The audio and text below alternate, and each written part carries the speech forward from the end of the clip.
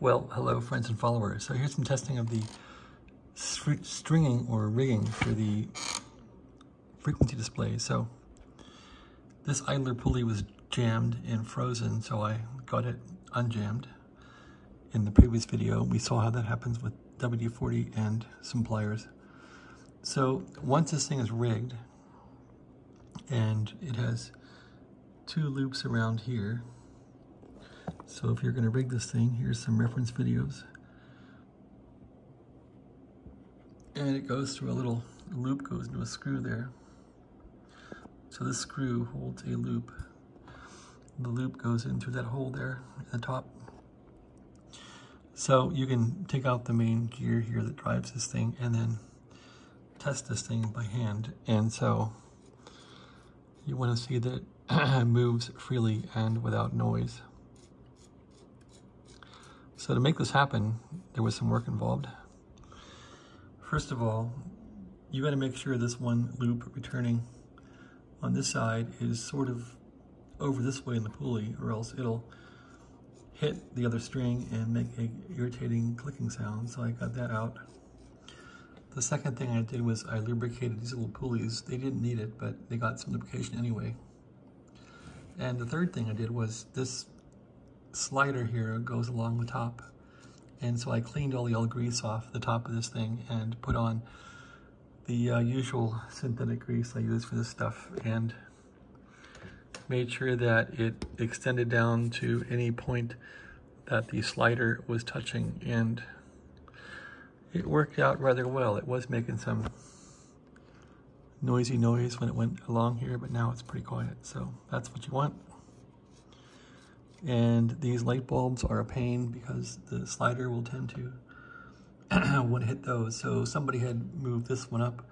I bent that one up a bit too. And you also got to take care that when these square pegs are put in, that these won't twist and cause the light bulbs to hit that slider. So that's about it for that. Now it's time to calibrate this thing, to put the last gear in this thing and get the slider somewhat on frequency, and then see where the VFO itself is. I don't know if that's going to be for tonight or tomorrow, but that's the rigmarole here tonight.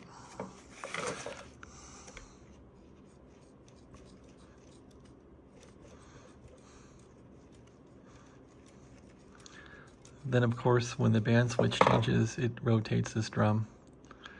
It's a nice system. It's really made carefully. It's unbelievable how this little pointer goes around there. It doesn't scratch anything. It's just well done. So give it respect, give it time, get it finished, get it done, and maybe the radio will work. So I put some LEDs in here and in here. 6 folders. We'll see how those show up when this thing's finally all back together. And that's about it. It's been a long day futzing with this thing. I think I made some progress on it today. A lot of progress, actually. And of course, the main tuning here is smooth as silk. And it works. So that is really important. So now I gotta calibrate this thing, get it all figured out. And if it works, I can drop it back in the radio and move on to things that are equally, well, this thing was pretty difficult. This assembly here was a real bear. You'll see I have videos complaining, whining, moaning, and complaining about this thing. And I actually had to get a grinder and grind off some loops of the big valve.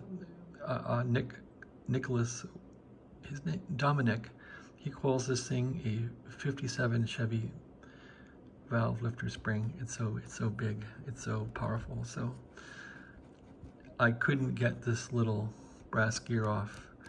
I was already kind of chewing it up, trying to get it off with a wheel puller. I didn't have a wheel puller, not even a vise. So I was able to finally, with this spring in here, tension lessened, I could put a circlip on here, a C-clip, and then push it down enough and compress the spring enough that it went in, and that was a real trick. It was actually God blessing me, I think, to get that thing back in. So there's no play. The spring in there still works. Dominic says to get a new spring for it. I ordered some of those. They don't cost much, $2 or something on Amazon, but then I don't ever want to take this apart again, so I don't care what's inside her now. I left a ton of synthetic grease in here, hoping that it would permeate the bearing somehow.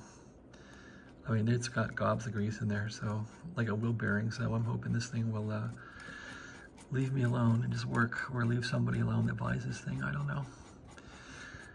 Anyway, so that's the story here, and now I'm going to move on to, I guess, calibrating the VFO, maybe figure out how the wires work, and steal some filament and some B+ from that Drake and see if this thing will work.